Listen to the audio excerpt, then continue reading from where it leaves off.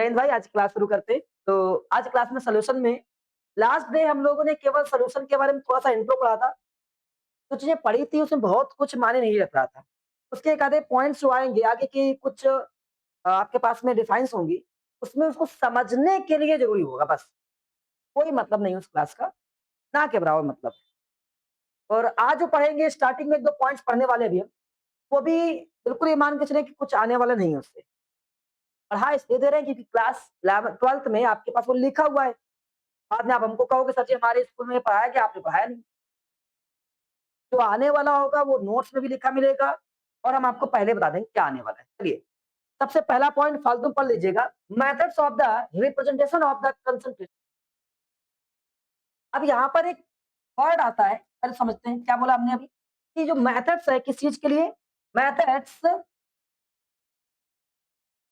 Of consent representation representation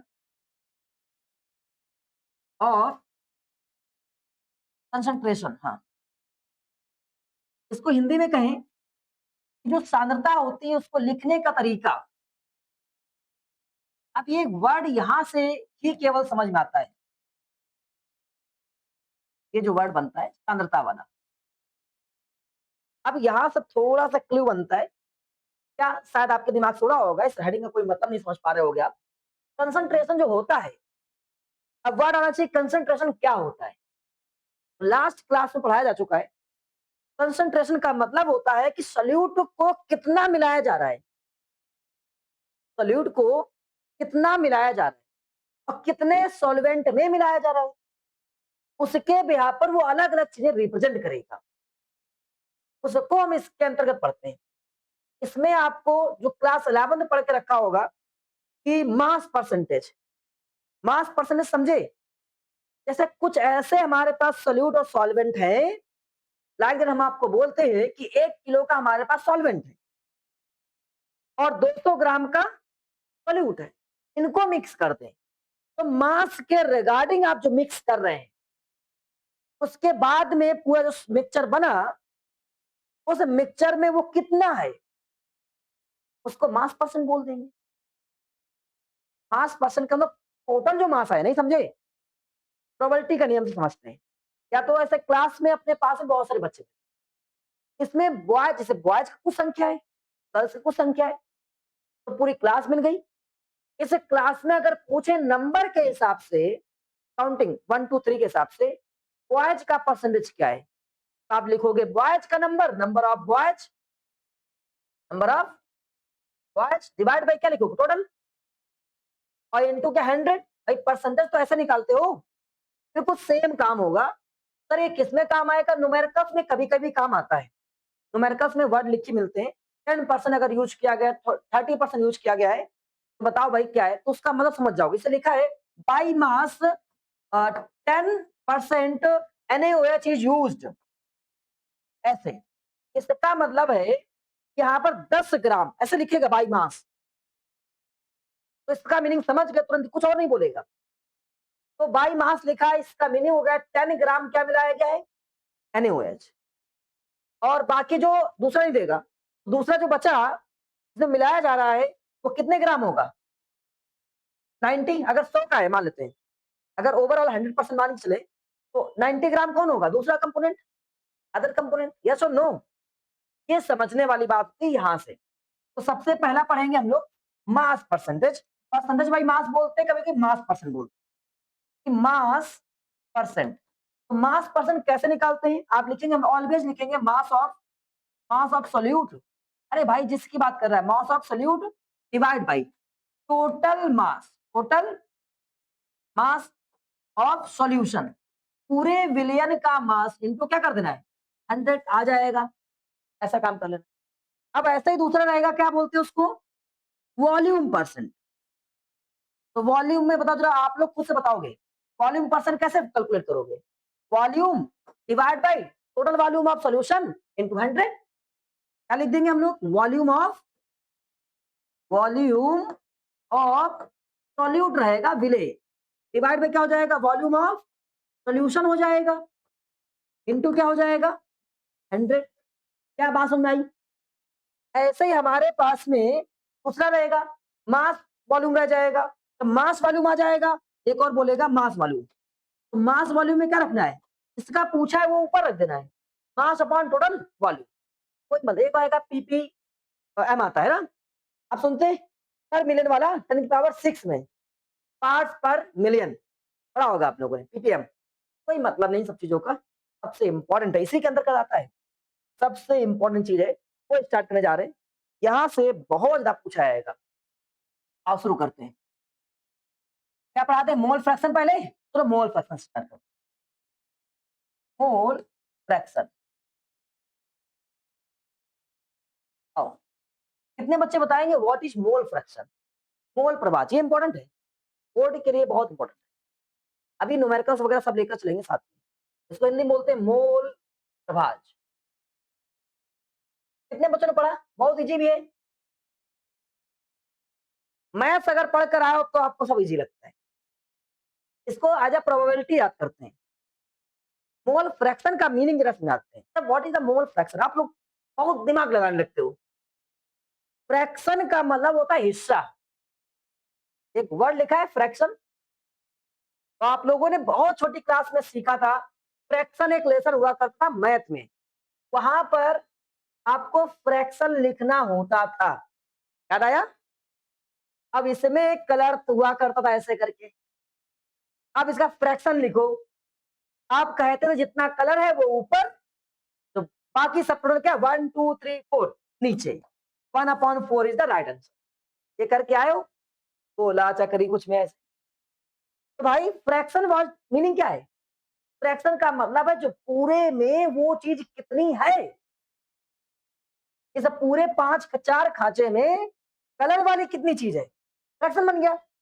और यहाँ chemistry पढ़ते हैं, तो केमिस्ट्री में मिलता क्या है, मोल। केमिस्ट्री में क्या चीज मिलाई जाती है, मोल। तो जो हम पढ़ कर रहे सोल्यूशन, यहाँ समझेगा, क्योंकि यहाँ से थ्योरी नहीं पूछा है कि समझने के लिए आपको अंडरस्टैंडिंग बनेगी।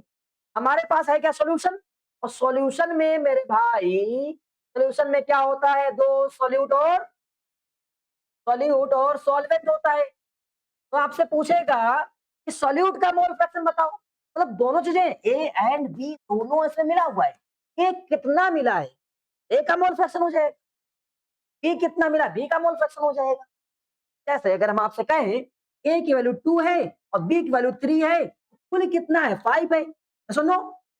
अब अगर हम यहाँ पर ऐसे लिखे, ये 5 खांचे थे, 1 2 3 4 5। आप देख पा रहे हैं ये हमने व्हाइट कलर का किया ना भाई। वो क्लास सेकंड पहुंचते हैं हम लोग, देखा ना, हम लोग क्लास सेकंड पढ़ रहे हैं अभी। ये ग्रीन वाला है, ठीक है ऐसे। अब इसमें हम कहें ग्रीन पार्ट का मोल फ्रैक्शन क्या है, क्या फ्रैक्शन क्या है, आपको ग्रीन में 3 है, 3/5, आपको इसका 2/5, 2.5। और ये कैसे हुआ, अगर इसको और सही से किया जाए, 3/3 ग्रीन प्लस 2 व्हाइट, इसको करते हैं तो 2/3 प्लस 2, वही तो हुआ। इसका मीनिंग मोल फ्रैक्शन कुछ नहीं होता है, जिस कंपोनेंट के बारे में बात कर रहे होते हैं उस कंपोनेंट की value divided total value, mole fraction होता है, समझ गए। अब यहाँ पर केमिस्ट्री है क्योंकि, तो केमिस्ट्री में वैल्यू नहीं चलेगा, मैथ या फिजिक्स में वैल्यू चलती है, ना मोल चलता है, क्या चलता है, मोल्स। तो अब आपके अंदर एक चीज शिफ्ट हो जाएगी, अगर आपसे कोई कहता है मोल फ्रैक्शन क्या है, तो पहले दिमाग में आना चाहिए मोल फ्रैक्शन जैसे वर्ड आया है, तो डेफिनेशन नहीं आनी चाहिए। मोल फ्रैक्शन का मतलब है कोई सोल्यूशन होगा, उसमें दूसरी चीज कितनी मिली है, या दोनों को कितना कितना मिला है, is the mole fraction. Like that, अगर 1 लीटर हमारे पास में सोल्यूशन है, उस 1 लीटर में हमने 20 ग्राम शुगर मिलाया है, शुगर इसमें कितना मिला है, इसके मोल्स कितने से डिजोल्व हुए, 1 2 3 हजार जितने भी। अगर हम मोल्स को नॉर्मल भाषा में आपको समझाने का प्रयास करें, पार्टिकल्स मान लो, शुगर हम लोग 1 चम्मच ले, बहुत सारे पार्टिकल्स होंगे उसमें, तो उसमें कितने पार्टिकल्स डिजोल्व हुए हैं, वैसे मोल्स होता है, समझ गए ना। तो कह रहा है उस सोल्यूशन में कितने मोल्स किसके मिले, इसको बोलते हैं मोल फ्रैक्शन। तो मोल फ्रैक्शन की डेफिनेशन नहीं आना है, जब भी मोल फ्रैक्शन का वर्ड आएगा तुम्हारी केमिस्ट्री में, मीनिंग क्या होगा, कोई भी चीज उसमें कितना घुसा हुआ है, वो आज क्लास में कितने बॉयज हैं? गर्ल्स। क्लास में कितनी गर्ल्स हैं? मोल फ्रैक्शन ऑफ ए कितना घुसा है सॉल्यूशन में? मोल फ्रैक्शन ऑफ बी कितना घुसा है सॉल्यूशन में? मोल फ्रैक्शन ऑफ द NaOH कितना है उसके अंदर? कितना है? समझ रहे हैं? अभी सॉल्यूशन की वैल्यू फिक्स नहीं करी गई है। जब सॉल्यूशन की वैल्यू फिक्स कर दी जाएगी तो अलग अलग नाम पड़ जाएंगे, मोलरिटी, नॉर्मलिटी, ऐसे अलग अलग नाम पड़ जाएंगे। किसी सॉल्यूशन को वेट से नापा जाएगा, किसी सॉल्यूशन को लीटर्स में नापा जाएगा, तो ऐसे करके उसे नाम पढ़ना शुरू हो जाएंगे। अभी सॉल्यूशन का मेजरमेंट नहीं, क्लास चल रही, कितनी क्लास है पता नहीं। हम कहते हैं 20, एक सर्कल फिक्स हो गया, 40 एक सर्कल फिक्स हो गया, कितना स्टूडेंट होना चाहिए उसके अंदर अब ऑब्जर्व किया जाएगा, कितना बॉयज कितना गर्ल्स। समझ गए ना? सॉल्यूशन में ऐसे चल रहा है अभी। तो केवल कंपोनेंट्स, जैसे मोल फ्रैक्शन दिमाग में आएगा दिमाग में रख लो, ये मत डेफिनेशन नहीं चाहिए मुझे।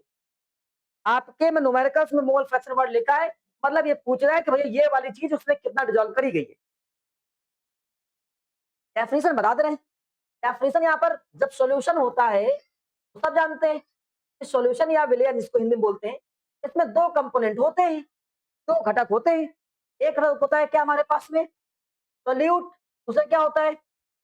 सॉल्वेंट होता है। तो जब सोल्यूट है तो number of moles of solute भी तो होंगे उसके। सोल्यूट है, ये भी तो होगा, number of moles of solute. और ये क्या है? सॉल्वेंट। अब भाई इन दोनों को मिला देंगे तो मान लो 2 मोल्स इसके, 3 मोल्स इसके, तो क्या बना? 5 मोल्स बन गए ना पूरे। तो टोटल मोल्स कितने हो गए? 5। तो आपसे पूछा जाए कि भैया सोल्यूट का मोल फ्रैक्शन बताओ। Mole fraction definition, mole fraction of solute नहीं, अभी इसको कंपोनेंट मानेंगे, फर्स्ट कंपोनेंट और सेकंड कंपोनेंट। हो सकता है किसी सॉल्यूशन में 3 चीजें मिली हो, तो जितने भी कंपोनेंट है, मोल fraction of component, mole fraction of, हाँ, तो यहाँ पर जो भी कंपोनेंट होगा उसका लिख देंगे। मान लेते हैं फर्स्ट पूछ रहा है number of moles of component, और डिवाइड बाय क्या लिखेंगे? Number of moles of solution. Solution के नंबर्स में, सॉल्यूशन में जितने मोल्स हैं, मोल्स क्या है? मोल्स क्या है? वो है क्या?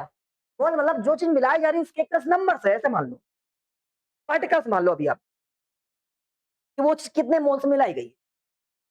तो अगर आपसे हम कहें कि मोल फ्रैक्शन क्या होता है, आप बोलोगे mole fraction of component is equal to, या ये क्या होता है, इस लाइन क्या बोलते हैं? रेशियो। क्या पढ़ा है इस लाइन का नाम हमने?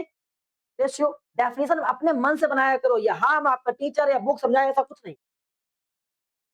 The ratio of number of moles of a component, given component, तो पूछ रहा भैया उसका बता देंगे, and number of moles of solution is known as the, हम कह देंगे अगर इसको कहें घटक के मोलों की संख्या, मोलों की संख्या, हिंदी वाले दिए गए घटक के मोलों की संख्या तथा कुल विलयन के मोलों की संख्या के अनुपात को क्या कहते हैं? अगर हिंदी वाले वो अच्छे हैं कुछ, अंग्रेजी में समझ गए ना, बनाना नहीं है, मतलब रट्टा बैठे हैं। मोल फ्रैक्शन आएगा, सर ने बताया तो, अब सर ने बोलते हुए मोल फ्रैक्शन से क्वेश्चन आएंगे, अब मोल फ्रैक्शन रट्टा मारने बैठे हो। बोला सर ने मोल फ्रैक्शन से रिएक्शन आएगा, क्वेश्चन आएगा, तुरंत समझ लिया ये यार, इसका मतलब सर जी ये पूछेंगे कि कोई सोल्यूशन होगा उसमें कितना डिजॉल्व किया गया, ये पूछने वाले हैं सर, उसका नेचर क्या है, ये क्वेश्चन पूछने वाले हैं। अब मोल फ्रैक्शन है, चलो रखते हैं, ratio of the number of moles of the component and the number of moles of the solution is known as the mole fraction. आया नहीं सर जी मोल फ्रैक्शन? पढ़ना आएगा भाई, तो नहीं आएगा क्वेश्चन। क्वेश्चन जो बता रहे हैं वो समझने का प्रयास करो, अब रटना नहीं, थ्योरी नहीं जाना है, समझना है कि कोई चीज बोली जा रही तो है क्या वो। समझ गए ना? पक्का? अच्छा, इस चीज को जो हमने एग्जांपल्स बताए, उन एग्जांपल्स को छोड़कर कोई दूसरा एग्जांपल्स सभी में से एक एक बच्चा बताएगा। आप बताओ सबसे पहले कोई एग्जांपल मोल फ्रैक्शन के बेसिस पर, आप थिंक करना पड़ेगा। डेली यूजेस के हिसाब से डेली कोई भी चीज आपके दिमाग में आ सकती है। टाइमिंग 1 मिनट का अच्छा दे दे रहे हैं। तो आज शुरू कर लेते हैं। गर्ल्स से बताओ। देखो बॉयज जो बता देंगे वो गर्ल्स नहीं बताएंगे। शुरुआत बॉयज से करें गर्ल्स से? बॉयज से चलिए। आलोक भाई, टाइम अप।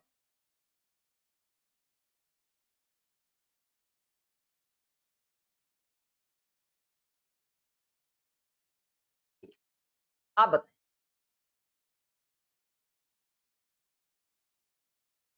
नेक्स्ट। आप बताओ। कुछ कहा नहीं जाएगा, आपको जो ठीक लगे वो आप बता सकते हैं। टाइमिंग भी ज्यादा नहीं दिया जाएगा। नेक्स्ट।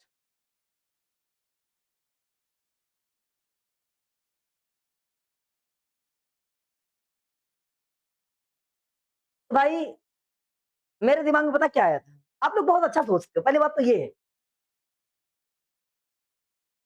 नहीं, आप ऐसा सोचते हो कि मैं ऐसा बताऊंगा कि पढ़ा लिखा इंसान लगूं। मैं कभी तो सोचता ही नहीं हूँ क्योंकि मैं पढ़ा लिखा हूं नहीं। मेरे दिमाग में आया चाय वाला।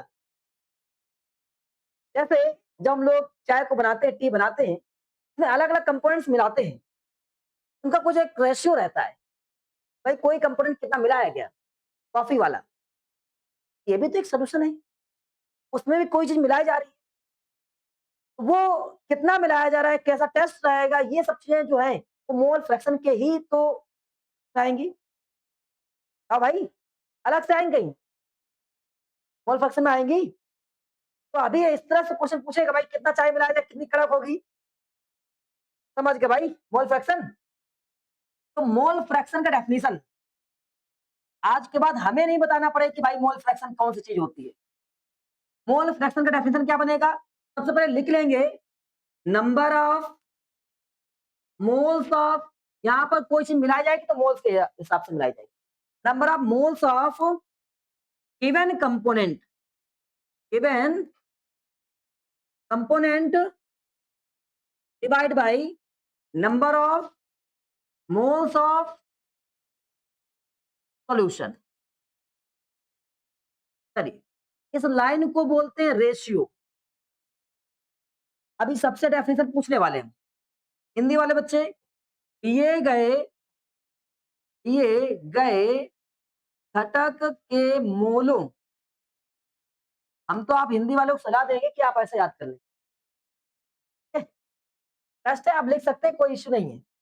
दिए गए मोलों, दिए गए घटक के मोलों की संख्या डिवाइडेड बाई विलयन के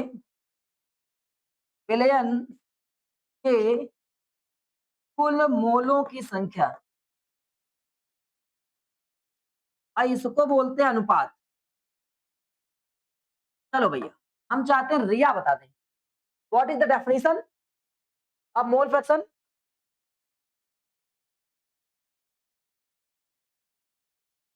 एंड फिर आगे गुड। जानवी, आप देख के बता सकते हैं यहां से। यहाँ नेक्स्ट, माइंड में बैठ गया होगा मोल फ्रैक्शन होता क्या है। डेफिनेशन भी पढ़ ली, अगर आपसे कोई टीचर डेफिनेशन पूछता है तो भी आप क्लियर कर पाएंगे, और साथ में आप जो ये न्यूमेरिकल्स आएगा वो भी क्लियर कर पाएंगे। क्या कुछ आया दिमाग में? चलो, अगर हम आपसे कहते हैं कि हमारे पास में दो कंपोनेंट, एक सोल्यूशन है, उस सोल्यूशन में दो कंपोनेंट हैं, नंबर ऑफ मोल्स को रिप्रेजेंट करने का तरीका, नंबर ऑफ मोल्स को रिप्रेजेंट करने का तरीका स्मॉल एन या कैपिटल एन होता है। नहीं, हम लोग स्मॉल एन से रिप्रेजेंट करते हैं नंबर ऑफ मोल्स, ऐसा है नहीं। और बहुत बार टीचर्स क्या करते हैं, समझाते हैं। देखिए सबसे पहला तो अगर मेरे पास में कोई सोल्यूशन है, उस सोल्यूशन में दो कंपोनेंट हैं, A and B, A and B, ये दो कोई कंपोनेंट है, मे बी एक वाटर है एक शुगर है, कोई दो कंपोनेंट है। तो अगर मुझे किसी एक का मोल फ्रैक्शन चाहिए, ए का, तो आप इसको लिखते हैं जीटा या चाय लिखते हैं, आप जो पढ़ना चाहें। कुछ लोग इसको जीटा पढ़ते हैं, कुछ लोग चाय पढ़ते हैं। एक्स बना होता है, लंबा थोड़ा खिंचा होता है, आप जो पढ़ना चाहे पढ़ लीजिए।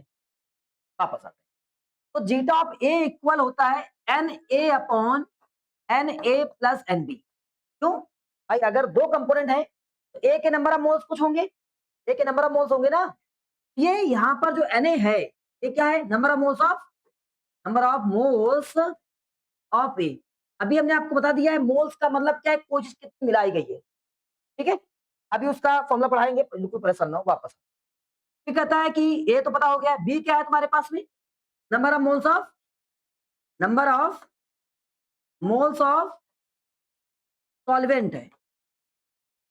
और वापस अगर इस पूरे को चेक किया जाए, ये ए और बी क्या बन जाएगा, number of moles of solution हो जाए। क्या ये बात समझ में आ रही है?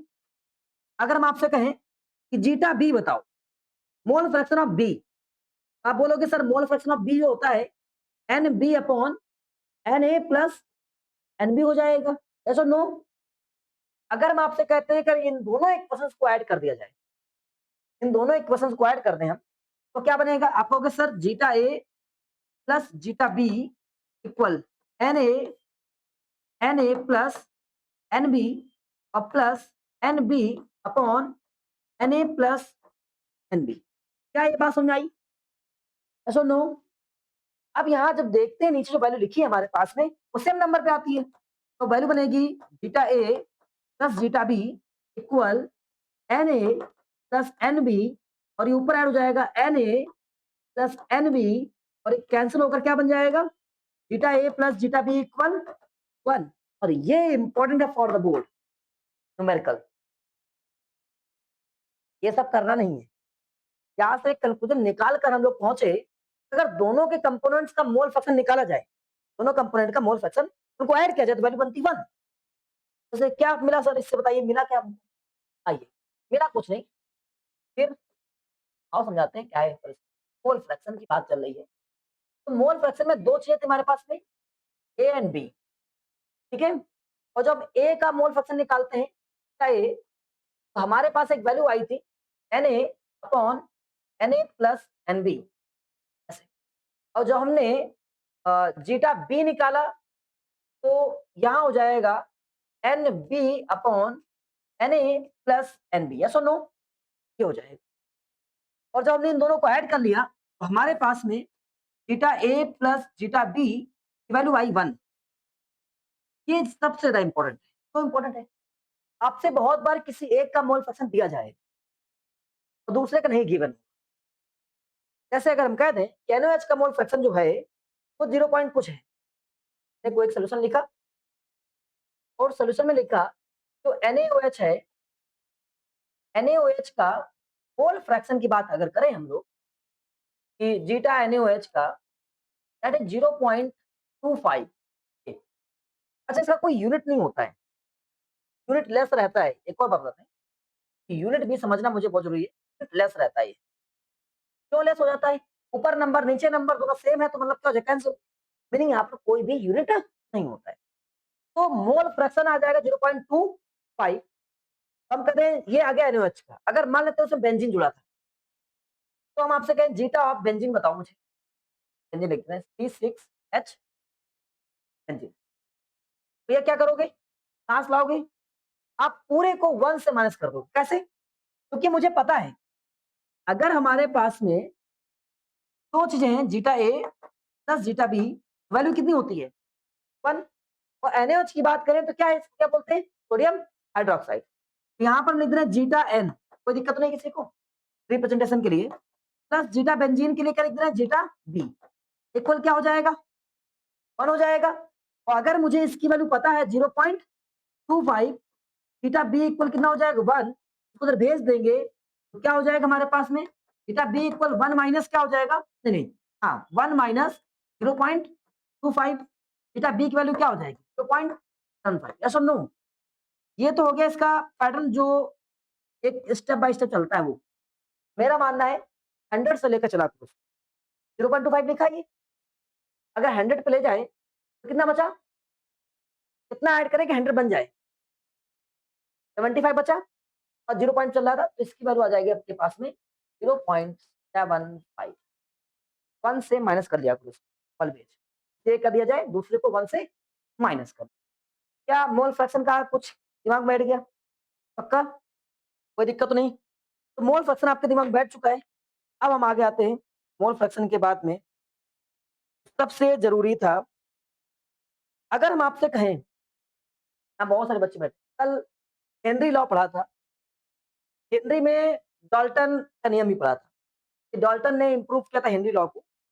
वहाँ पर एक वर्ड आया था, according to Dalton, the solvability of the amount in a gas to the pressure, partial pressure of the gas is directly proportional to the mole fraction, लिखा था ऑफ द गैस, था हमारे पास में। तो अगर डाल्टन के नियम से इसको ऐड किया जाए, क्योंकि रिलेट करना बहुत जरूरी है। आप क्या करते हो, अलग अलग पॉइंट पढ़ लेते हो, ये नहीं आने वाला एग्जाम में। एग्जाम में रिलेट करके एक में सबसे घुसल के पूछता है। तो यहाँ पर अगर हम कहें कि डाल्टन ने बताया था कि जो पार्शियल प्रेशर होता है, अब एक वर्ड सबके दिमाग में बैठना चाहिए।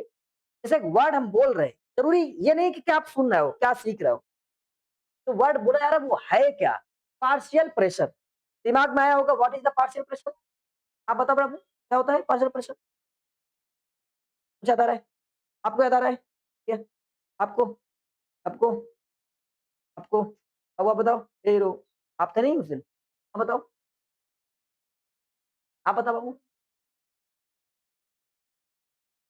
हाँ, एक पार्शियल का मतलब क्या होता है, पार्शियल, अलग अलग।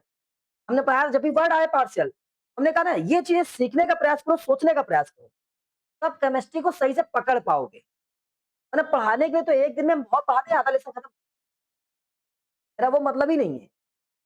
तुम न्यूमेरिकल से वर्ड पकड़ पा रहे हो तब काम होगा।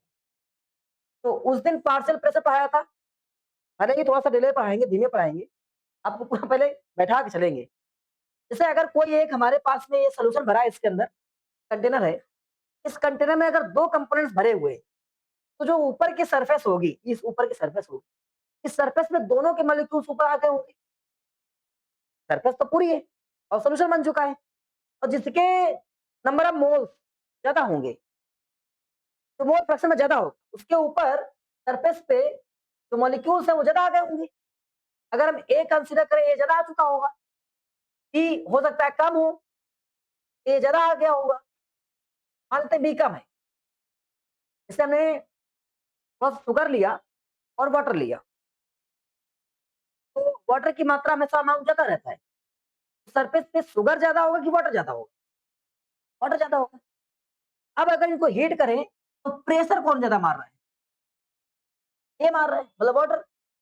तो इसी को बोलते हैं पार्शियल प्रेशर, ए का प्रेशर अलग, बी का प्रेशर अलग, वर्ड का नाम होता है पार्शियल प्रेशर। तो उसने बताया था जब कभी भी किसी एक लिक्विड में गैस को डिसॉल्व करते हैं, तो गैस डिसॉल्व कर रहा है किसी एक लिक्विड में, नाइट्रोजन गैस है, कोई भी गैस है, गैस डिसॉल्व कर रहा है तो गैस में जा रही, घुल रही है। अगर गैस ज्यादा है तो ऊपर की सरफेस पर गैस के मॉलिक्यूल ज्यादा होंगे, समझ पा रहे हो, ऊपर की सरफेस है, इसमें एक गैस मान लेते हैं थी, ए के मॉलिक्यूल ज्यादा दिखाई पड़ा, अगर ज्यादा है तो लिक्विड ज्यादा है, तो लिक्विड की सरफेस ज्यादा दिखाई पड़ेगा, लिक्विड ऊपर ज्यादा होगा, यस और नो। सरफेस की बात कर रहे हैं, ऊपर की सरफेस। अगर इसको हीट करेंगे तो वेपर मारेगा, ये प्रेशर बनेगा। अगर ये क्लोज होगा, हीट करेंगे तो प्रेशर मारेगा। घर में कुकर टिंग ये करता है, ये मारता है। तो जो प्रेशर मार रहा होता है उसके अंदर कंपोनेंट्स क्या क्या भर के रखे आप। जैसे अगर आप चावल रखो, दाल रखो, एक में केवल दाल उबालो, एक में केवल चावल उबालो, और एक में दाल और चावल दोनों मिक्स करके उबालो। मुझे पता है कि सबकी सीटी का टाइमिंग एक नहीं होगा, अलग अलग होगा। और एक में आप वाटर कम रखो और उसमें ऐसा कुछ डालो जिसमें से वेपर ना बने, केवल वाटर हो उसमें, एक तरह से। तो वाटर जल्दी वेपर होगा देन अदर से, दाल कम वेपर होगी, चीजें कम वेपर होगी।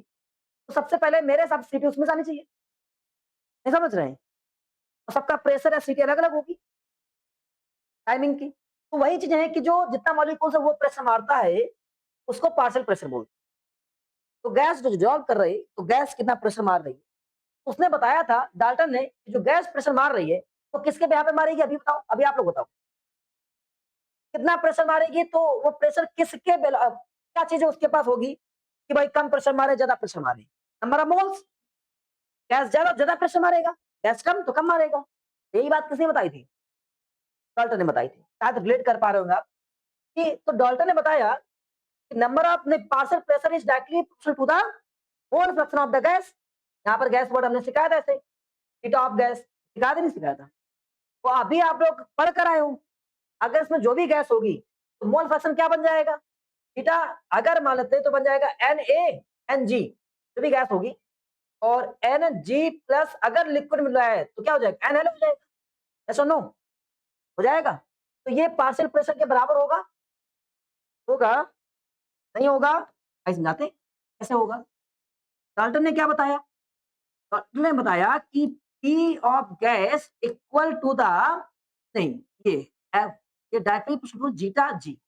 अब यहाँ हेनरी कांस्टेंट को अभी हम मान ले रहे हैं 1, खत्म कर ले रहे हैं।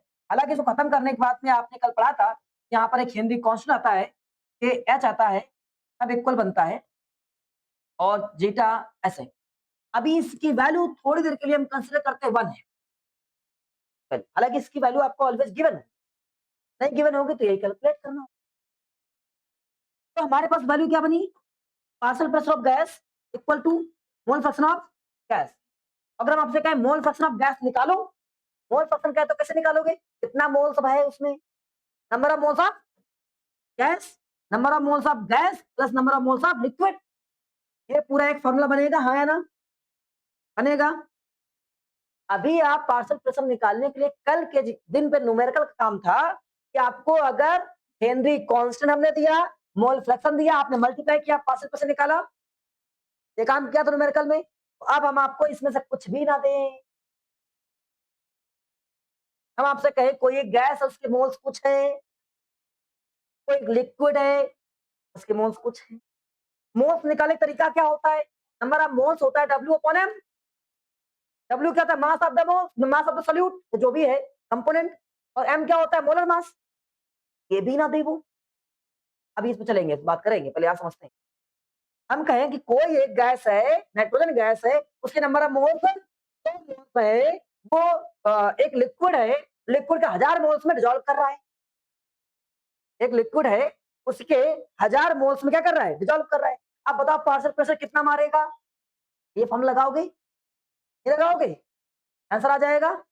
आ जाएगा। अभी हमने आपको दिया नंबर ऑफ मोल्स, अब आगे कहेगा नहीं नंबर ऑफ मोल्स नहीं देंगे, फिर कहोगे तुम्हें यार नया चीज क्या आ गया? तो बोलेगा भैया नंबर ऑफ मोल्स का फॉर्मूला क्या होता है? N is the number of moles, number of moles। भैया नंबर ऑफ मोल्स होता क्या है? Mass of component, mass of component लिख दो, जो कंपोनेंट है जिसको मिला रहे हो, और डिवाइड बाय क्या होता है? Molar mass. होता है कि नहीं होता है? इसको मॉलिक्यूलर मास, मोलर मास, अणु भार, जो भी आप बोलना चाहें। तो ये n बराबर बनता है small w upon small m, मतलब बनता है। अगर हमें किसी एक चीज का निकालना है, ए का नंबर ऑफ मोल्स, ए बराबर w ऑफ ए और m ऑफ ए, होगा कि नहीं होगा? होगा। और आप अगर ये क्वेश्चन को चेंज करना चाहे, न्यूमेरिकल्स को किसी और तरीके से पूछना चाहे हमसे, तो क्या ये एग्जामिनर हमसे ऐसे नहीं पूछ सकता? P of gas equal zeta of gas equal N G upon N G plus N L equal number of moles of gas. अगर हमें नहीं पता है, ये नहीं दिया गया है, तो एक फॉर्मूला बन सकता है कि आप हमको वेट दो, वेट ऑफ गैस, और उसका जो गैस है उसका मॉलिक्यूल नंबर तो हम निकाल पाएंगे। नाइट्रोजन हमने दिया है, ए सर जी नाइट्रोजन 14 इंटू 14 प्लस 14, सॉरी क्या हो जाएगा? 28 निकाल लिया हमने।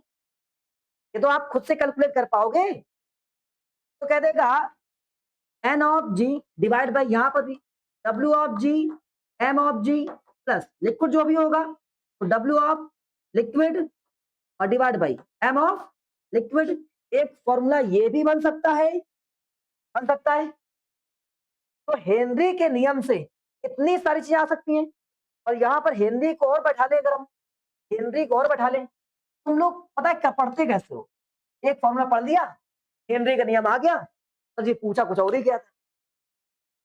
तो रिलेट जब करेंगे तब हम सही समझ पाएंगे कौन सी चीज। अब पूछो हमसे कुछ भी, कैसे है? हेनरी के नियम से एक हमने पढ़ा था कि जो सॉल्वेबिलिटी होती है, समझिएगा, सबसे पहले हेनरी बताया कि जो सॉल्वेबिलिटी होती है वो डायरेक्टली प्रोपोर्शनल होती है। हाँ? तो ये हमारे पास पार्शियल प्रेशर क्या होती है? और डाल्टन ने बताया पार्शियल प्रेशर किसके रिएक्टिव प्रेशर होता है? मोल फ्रैक्शन के। होता है कि नहीं होता है? ना समझिएगा। अभी जो हम लोग कल पूछ रहे थे, कल पढ़ रहे थे, उसमें लिखा था कि बताओ भैया उससे कंसंट्रेशन बताओ। अब वर्ड आंसर कंसंट्रेशन क्या है? कितना मिलाया तुमने? कंसंट्रेशन क्या है? कितना मिलाया? अब मिलाने का मतलब है कितना घुला, घुलने का मतलब क्या है? तो आप सोच रहे थे यार यार सॉल्वेबिलिटी क्यों निकाल रहे हैं? पूछा तो कंसंट्रेशन गया था, हम निकाल सॉल्वेबिलिटी क्यों रहे हैं? हम निकाल मोल फ्रैक्शन क्यों रहे हैं? ये निकाल लो भैया, है तो दोनों एक ही चीज है ना। सॉल्वेबिलिटी मतलब उसमें कितना डिजॉल्व हुआ, और पार्शियल प्रेशर का तो जब डिजॉल्व होगा तभी तो प्रेशर मारेगा। तो प्रेशर कितना मारेगा? जितना डिजॉल्व किया, और डिजॉल्व उतना ही होगा जितना उसमें मिलाओगे तुम। मिलाने वाला क्या होगा? मोल फ्रैक्शन हो गया। ऑल आर इक्वल, इक्वल लगभग सिमिलर है। तो इन्हीं से मिला के क्वेश्चन पूछता है, आपका दिमाग हिल जाता है। आइए, फिर इसको हटाकर अमाउंट जो होता है वो तो नॉर्मल रहता है पार्शियल प्रेशर के। और पार्शियल प्रेशर जब हटा, हेनरी कांस्टेंट आया, लगा जीटा, ठीक है। और इसके बाद में जीटा की वैल्यू क्या आएगी? तो भी कंपोनेंट्स था, तो ये वैल्यू आ गई। इसको स्मॉल में रखते हैं, स्मॉल का मतलब सल्यूट, कैपिटल रख देंगे, स्मॉल कैपिटल से, कोई दिक्कत नहीं किसी को। स्मॉल प्लस कैपिटल, और फिर नहीं नहीं ए और बी रखे हैं, ठीक है? यहाँ पर कोई एक गैस ए ले लेते हैं ताकि थोड़ा ज्यादा सही रहे। ठीक है, इसलिए फिर वो स्मॉल और डब्ल्यू, कैपिटल डब्ल्यू में दिखेगा नहीं स्मॉल कौन है कैपिटल कौन है, तो ग्रोथ हो गया। नहीं नहीं कुछ गड़बड़ है। यहाँ लगाते हैं number of A divide by number of A plus number of moles of B, और इसको और आगे ले जाए तो क्या W of A divide by M of A divide by W of A, और M of A plus W of B और एम ऑफ। क्या हम इन सब चीजों को एक साथ में कैलकुलेट कर सकते हैं ना ऐसे? ये फॉर्मूला बनेगा हेनरी के नियम के हिसाब से। कुछ भी पूछो मैं सब बता दूंगा, ये पूछोगे ये बता देंगे, आपको ये देगा, अब फिर ये पूछेगा हेनरी कांस्टेंट बताओ, वो दोगे यार ये कैसे आ जाएगा? तो आप इससे इसको निकाल लो, ये आ जाएगा तो ये आ जाएगा, जब ये आ जाएगा तो ये दिया गया होगा। इन दोनों को सॉल्व करके आप ये ऐसे चलता है, रिलेट करना होता है। सट्टा मारने की तो आप रख लो, आपके ऊपर डिपेंड करता है। क्या बात समझ आ रही है? नहीं आ रही है तो आप ये मत सोचिएगा कि नहीं नहीं नहीं सर जी इसमें एक चीज आती है, ये है वो। मोल फ्रैक्शन इतना छोटा नहीं है, ना ही हेनरी का नियम इतना छोटा है। अभी तो मोलरिटी पढ़ोगे, वो भी इससे रिलेट कर जाएगी। तो एक जाल जो बिछता है, सवाल कल हम कर रहे थे लास्ट वाला क्वेश्चन, 3 से 4 चीजें निकाली गई उसमें। दिमाग खटा गया यार, क्या निकाल रहे हैं मास्टर, एक इसको कैसे पता? तो अब आपको पता हो जाएगा, ऐसा नो, कि अगर कैसे क्या निकाला जा रहा है, क्यों निकाल रहे हैं, कितने चीजों को रिलेट कर पाओगे। आज इतना ही पढ़ाएंगे, लेकिन क्या ये बताओ रिलेट कर पाओगे? पक्का? रोगे नहीं भाई, इसमें एक भी शब्द रो नहीं, ये कैसे आ रहा है, ये कहाँ जा रहा है, क्यों जा रहा है। अब बताओ, हम आपसे कहें कोई भी गैस कितना डिजॉल्व हुआ है, और बात दें ऐसे आपसे दें यहाँ पर एक न्यूमेरिकल नॉर्मल, आपसे ये नहीं कहेंगे आप सॉल्व करो। हम कहते हैं कि हमारे पास में कोई ए गैस है, इस गैस के 200 ग्राम, इस गैस का 200 ग्राम, या एक कंपोनेंट को 200 ग्राम को बी कंपोनेंट वाटर में या किसी चीज 500 ग्राम में मिलाया जाए। तो अगर उसका मॉलिक्यूल्स ऑफ ए मतलब मोलर मास ऑफ ए 40 है, इसका मोलर मास ऑफ बी तो 120 है, रख देते हैं, अपनी तरफ से रख देते हैं। वो आपसे पूछे कि वो गैस कितनी सोल्यूबल होगी या कितनी सॉल्व होगी, निकाल पाओगे सोलिबिलिटी ऑफ द गैस? निकाल पाओगे? क्या क्या हमने आपको दिया है? सर आपने हमको वेट दिया है, फिर आपने उसका मोलर मास दिया है। तो वेट और मोलर मास से हम निकाल सकते हैं नंबर ऑफ मोल्स, तो आपके पास नंबर ऑफ मोल्स आ जाएगा। और इसमें भी नंबर ऑफ मोल्स आप बी निकाल सकते हैं, मतलब ए तो आ चुका था, ये भी आ जाएगा। फिर आप जीटा निकाल पाएंगे। तो सर आप मुझे केवल एक चीज दे दीजिए, क्या? ये हेनरी कांस्टेंट, तो हम सॉल्वेबिलिटी निकाल के दे देंगे। हेनरी कांस्टेंट गिवन होता दिक्कत, वो आपको दे देगा, आप निकाल पाएंगे हाँ या ना। ये तो क्वेश्चन यहाँ से वहां रिलेट कर रहा है, ऐसे ही क्वेश्चन आएंगे। अभी मोलरिटी नॉर्मलिटी को रिलेट करेंगे आज, बताओ।